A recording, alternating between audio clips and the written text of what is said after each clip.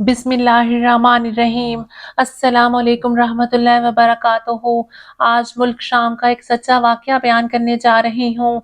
एक अजनबी शख्स ने एक औरत को देखा जो इंतहाई बोसीदा हाल, परेशान हाल और बेयारो मददगार खड़ी थी। आँखों में आंसू की नमी तक नहीं थी, जैसे आंसू बहकर आँखों का पानी खुश्क हो गया हो। इस अजनबी शख्स ने साथ खड़े शख्स को मुखातिब किया और कहा, अल्लाह पाक को अपने बंदे पर तरस क्यों नहीं आता, जबकि अल्लाह पाक का फरमान है कि वो अपने बंदे से 70 माओं से ज़्यादा प्यार करता है।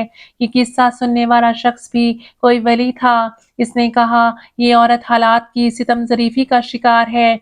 इस वलीउल्लाह ने इस अजनबी शख्स को बताया कि ये औरत बेवा है, इसके शौहर का पहले ही इंतकाल हो चुका है और हालिया हालात जंग में इस औरत के घर पर बम गिरा और इसके चारों बच्चे वफात पा गए। शौहर ना होने की वजह से इसके सर पर से चादर तो वैसे ही छिन चुकी थी और औलाद की मौत ने इसकी गोद भी उजाड़ दी। इस अजनबी शख्स ने सवाल किया कि इस वक्त अल्लाह को इस बेवा औरत पर रहम नहीं आया, इसका शौहर भी फौत हो गया और औलाद भी ना बची। ये औरत किस कदर तकलीफ, मुसीबत और परेशान हाल होगी। इस वक्त इस वलीउल्लाह ने जवाब दिया, ये सिर्फ आपको नजर आ रहा है कि ये औरत गम में है, जबकि अल्लाह ताला को ये औरत जन्नत में अपने बच्चों और शौहर समेत खुश नजर आ रही है।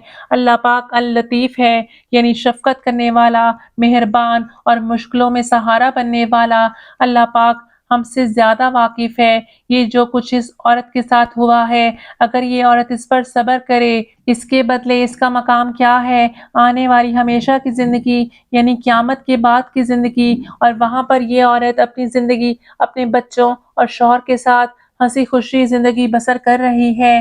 गैब का इल्म अल्लाह पाक जानता है और अल्लाह पाक इंसान को कोई चीज़ देकर और कोई चीज़ लेकर आज़माता है। इसलिए अल्लाह पाक पर भरोसा रखें और इसके फ़ैसलों पर भरोसा रखें। अल्लाह पाक हम सबको कामयाबी अता करे। आमीन। नमाज की पाबंदी कीजिए।